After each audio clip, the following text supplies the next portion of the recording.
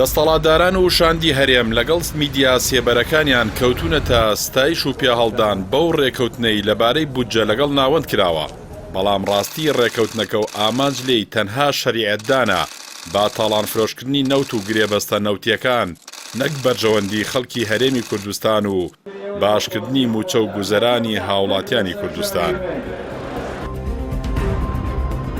با پێی زانێرەکان ئەو ڕێکەوتنەی لەگەڵ بەغدا کراوە ئەگەر وەک خۆی جێبەجێ بکرێت پشکی هەرێمی کوردستان 8.9 تریلۆنە کە ماگانە نزیکەی 816 ملیار دەکات لە بەرامبەردا هەرێم پارەی 250,000 بەرمیل نەوتی ڕۆژانە بە نرخی سۆمۆ کە ئەگەر $6 بنرێت دەکاتە 652 ملیار و هەروەها نیوەی داهاتە فیدراڵیەکان بە نزیکەی 90 ملیار دەخەمڵێنن دەدات بە بەغداد.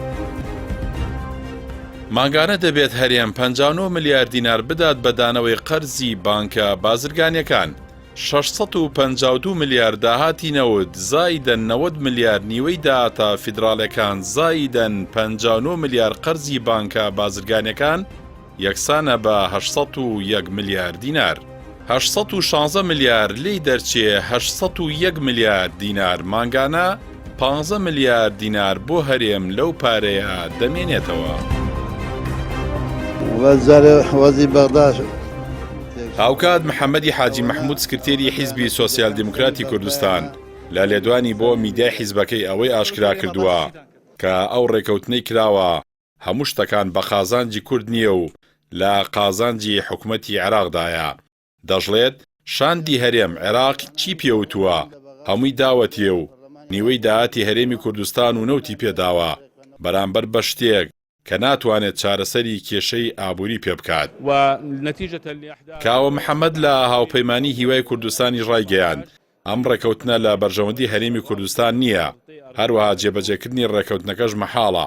دەسەڵاتدارانی هەرێم و بەغدا ژێربەژێر بەو جۆرە ڕێکەوتون کە جێبەجێ نەکرێت.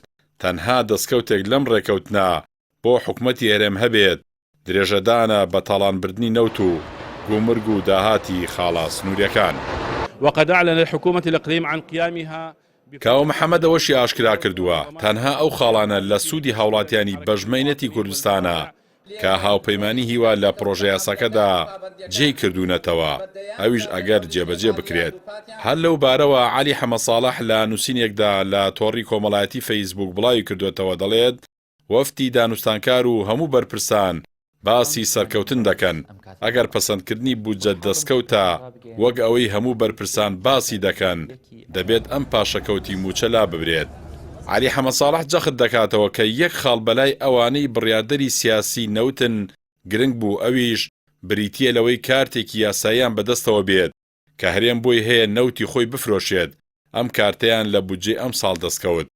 لای خۆشیەوە پەروی نووری بەڕێوەبەری گشتی بودجە لە وەزارەتی دارایی هەرێمی کوردستان ئەوەی درکاندووە بە جێگیرکردنی پشکی هەرێم لە بودجەی 2021 عێراق لە ڕووی سیاسیەوە هەرێم سوودمەند بووە، بەڵام لە ڕووی داراییەوە دەستکەوتێکی گەورە نییە بۆ هەرێم چونکە پێویستی هەرێم لەو بودجەیە زیاترە کە بەغدا ڕەوانەی دەکات.